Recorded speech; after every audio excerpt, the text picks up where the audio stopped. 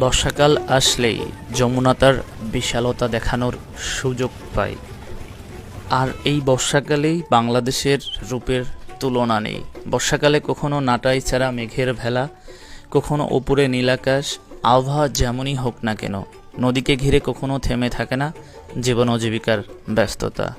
আর এই জীবন জীবিকার ব্যস্ততার রসদ মিটাতেই কিন্তু মানুষ ছুটে চলে নদীর এ প্রান্ত থেকে ও প্রান্ত।